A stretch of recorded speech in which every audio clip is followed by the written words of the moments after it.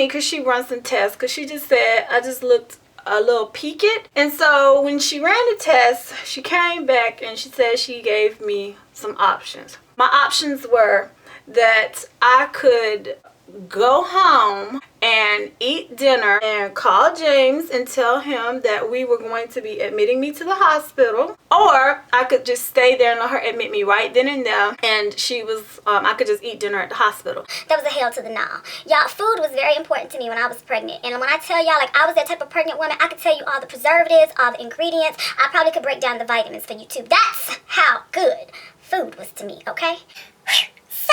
She saw me and she said the reason why she was admitting me was due to the fact that she checked my urine and I had protein in my urine, and she said I had preeclampsia and toxemia, and she was admitting me. Alright, so y'all, I took the option to go leave and come back so I could pack me a bag and all that stuff. Well, I did that. Called James while I was sitting in Burger King, y'all. I had 2 Whoppers, a large onion ring, and a milkshake. Because if I'm about to go in the hospital, y'all, I'm about to eat real good, like I want to, before I go. And he was like, okay, he was like, I'm on the way. He worked in South Hill, Virginia at the time, and that was an hour away. He is like, he gets there, he was like, okay, so like, what is like the problem? Like, why is she wanting to admit you? And I just told him, I said, well, she said that I had protein in my urine. Y'all, gotta admit it, I ain't gonna lie, I was the most sociable pregnant woman on the maternity ward. I was in the hospital for 10 days, okay? 10 days, no restrictions when it came to my diet or anything like that. They checked Jada every freaking day, and it was like I got ultrasound every day. And I ain't gonna lie, y'all, when the hospitals know you got good military insurance, child, please, they will milk it. And they was milking it. I ain't gonna lie, I saw it. Y'all, I was miserable though in the hospital for like 7 days because I just was there. I was talking to other pregnant women, and of course, you know, they come in and they going and all of this. So finally, they came in there one morning and they were trying to keep Jada in for as long as they could. However, my blood pressure kept going up. I wasn't getting any better, so they made the executive decision to go ahead and take Jada. Now, I had already knew I was going to have a planned C-section. Y'all, do you know Mr. Long had to sign permission also for me to get my tubes tied? Yep. Because I was closing up shop after this one. Like I said, the end of my pregnancies never go well. And my husband, thank God for him being the man that he is, because he didn't make it a big issue about us to keep having babies. After he realized, like, the biggest fear that I had about getting pregnant to begin with was going through the delivery that I went through with Jasmine. And here it is, all over again, however, 7.5 weeks early. Brother was not pressing me about that anymore. And the morning that they came in was a beautiful day in June, and it was June 6th, 2001, and they came in the room, and y'all, this was music to my ears. They said, Mrs. Long! I heard that. Mrs. Long! Today is a beautiful day to have a baby girl. And I was like, you got that right. I asked them, can I please go take a shower? Because, you know, this is a festive event. Yes, y'all, I was fly on the delivery table. I ain't gonna lie. My face wasn't like how I'm beating it right now, but honey, I was cute. They wheeled me down to the operating room, and they asked me if I had any special requests, and it was a yes. Y'all, they played Destiny's Child, yep, while they was pulling Jada out to say my name was playing. And y'all, Mr. Long, he stood there and he had his moment. He had the moment that my mama had stole from him with Jasmine. And y'all, this was the disclaimer. My mama wanted to come and she wanted to be there for this delivery, but James told her no. I got this. He was like, nobody is stealing my moment this go round, okay? And he was serious. He was real serious. And you know what? I can't blame my brother. We are in the delivery room. My husband saw them pull Jada out. Like, he was like, he looked over the curtain and everything. He was like, he wasn't scared. So I was just like, y'all, I could feel all that pressure from them pulling her. Because y'all, Jada act like she didn't want to come out. This little girl was at the top. And y'all, it was like she was up in there watching The Young and the Restless, okay? Because she did not want to come out. They had to snatch her. The doctor, as she was getting ready to close me up, she asked one more time. Are y'all sure you want to tie your tubes? Because she's like, Stephanie, you are 27. And I was like, me and James was in unison. Yes. We're sure. So, fast forward. Y'all, I was in the hospital for 3 more days. And I'm going to tell y'all, they kept trying to keep me. I told you it's that insurance. TRICARE is the bomb, okay? Y'all, I told James he gonna have to pull a Ike and Tina. How Ike came and got Tina at night and broke her up at the hospital. Yeah, James is gonna have to come pull a Ike and Tina because Stephanie was done with the hospital. You go through something as a woman when you're giving birth, for real. My father-in-law and the family had all came down because Jazz was going away for the summer, but Jasmine was there. That wasn't the plan either, y'all. Jasmine was supposed to be back in July when Jada originally was supposed to be born. She was supposed to be born July 21st, and Jada came into this world on June 6th. Since the family had already come down and they were coming to get Jasmine anyway, they all was there too. The day after I gave birth. It was good. And like I tell y'all, my father-in-law, he must have knew I needed that because newborn, then y'all, Jada was a preemie. So Jada stayed in the hospital for an additional 6 weeks after I broke up at that camp, okay?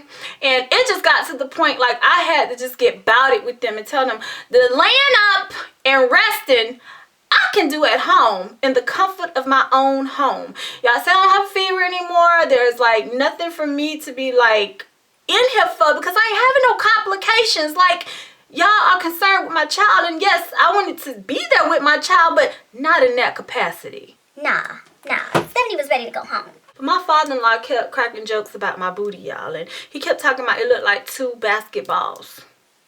I told y'all it was big. However, once Jazz left, Jazz carried on because she got to meet her little sister, and she knew by the time she got back, Jada would be out the hospital. Well, y'all, Jada was a thriving preemie. And I'm going to tell y'all, from birth, I knew that Jada was going to be a special young lady.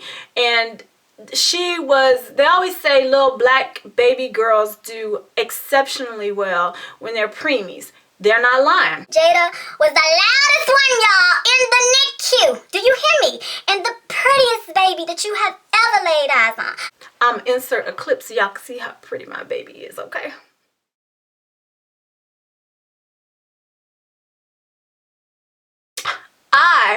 Every time me and James came to the hospital to visit, and you know, I was trying to nurse Jada and all of this, my baby was never in her incubator. Never! She was always missing. She was always in a nurse's arm. And I ain't gonna lie, y'all. Y'all know when you a new mother, you protective. You know, where's my child? Where's my young? Okay? And it got to a point that I wanted Jada to be healthy when she left the hospital. But however, when I'm coming to see her, I need her to be in place. They was just holding my baby because they said she was like a living doll baby. Okay. Head full of hair. Head full of hair. Jada wore 4 pounds and 4 ounces when she came into this world. And by the time she left the hospital, she was like at 5 pounds and 5 ounces. Just a little something. Do you hear me? With lungs. Do you hear me? Because the child used to be hollering and going off. She was a good baby though. Oh my gosh. I'll never forget that night when the first night she came home and we actually like finally was like able to like bond with her, because you know when your babies are preemies, they really trying to get the mother and the baby to bond first, because of, you know, I couldn't, like, I was up when I was in delivery. However, I didn't get to hold her or anything like that. And, you know, I wasn't able to breastfeed, and I wanted to breastfeed, but I was just on so many meds that I couldn't. So by the time Jada got home, I was just like, I can't believe we're doing this all over again. And like, let me tell you this. When me and James initially talked about having another child, on the real, as a woman, I'm playing it in my head, and I'm just like acting like I'm God, knowing damn well I'm not, okay? But I'm just like, okay, we have another baby. We're gonna go back. We're gonna go backwards, okay? Because here it is, we are in a position where, you know, we finally feel like we making it. Like, you know, we was, our finances was in place, you know, we got 2 cars, you know, we just living and enjoying life. And it's like, okay, you know, once you get it down packed with one, it's like you starting all over with the second one. And I just was like, I didn't really comprehend if I was ready for all of that. However, God, like I said, He knows the right time, and He knew the time was right for us. Because with Jada, this is what came, y'all. Us making the decision to purchase our first house. And when I say we purchased our first house, brand new. We picked out the lot. We saw it get built from the ground up. We knew our family was expanding, therefore our space needed to expand. And why pay a whole bunch of money in rent when you can own? And we became homeowners the year Jada was born. Jada was supposed to be born July 21st. We moved in our house on July 23rd. The process started in March. And by July, our house was done and we were moving in as a family, y'all. And it was just like, you know, that same year, I also changed my career. Well, I changed jobs due to the fact that me being a district manager for a trade secret required me to travel a whole lot. And with my baby, I just didn't feel comfortable leaving her and leaving James home, you know, to have to do like everything for her in my absence. So I was on maternity leave, and while on maternity leave, yep, Stephanie went and looked for another job. Stephanie found the job that she wanted. I put my 2 weeks notice in. 2 weeks later, I started. The same day one job ended, another job started. And I sacrificed, like, y'all, because I had the bomb ass career working with Trade Secret. I am not gonna lie. However, I sacrificed that for my newborn baby because I didn't want to be away from her like that. And, you know, I have a responsibility. And, you know, I wasn't away from Jasmine like that, but Jasmine was older. Here it is, I have a preemie baby that she needs me. And so, you know what? I had to do what I had to do, y'all. I had to. That was my girl, and I just had to make sure Jada was going to always be squared away. Okay?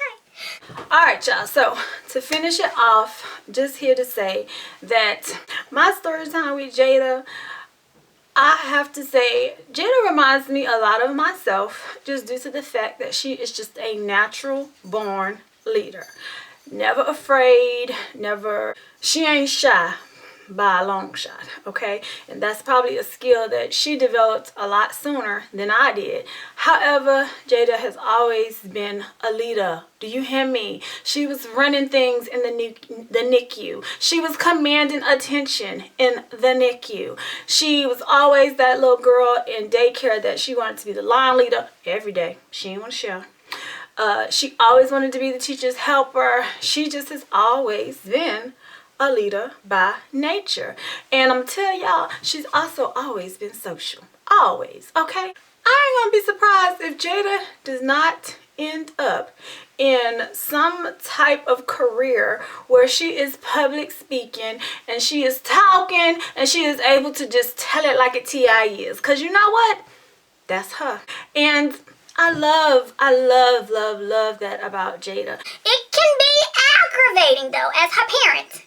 As her mother, it can be. However, you know what? You never want to like shut a child down for having attributes, and those are definitely some of her attributes. She's social, she's a talker, she is a leader, she is a fighter, y'all. She will fight you on cue, and she not gonna let nobody mess with her. Like she ain't never been that girl. She ain't never been scared. I'm gonna say this. I'm not gonna say she's never been scared. However, if you step to her, yeah, she ready. And she's not gonna be passive about it either, okay? So, I hope you guys enjoyed this story time with me talking about my Jada. And y'all, God blessed me with two very unique girls. And the one thing that I definitely love about them both, they are not afraid to be expressive. Jazz is more visually expressive. Jada is more vocally expressive. And you know what? Great combination. Because you know what? No two kids will ever be alike. As soon as you accept that, honey, you'll be doing yourself a favor. No two children will ever be alike. And you know what? I'm glad I got two that ain't. Okay. So, I hope you guys enjoyed the story time, and I'll see y'all in the next video. Bye-bye.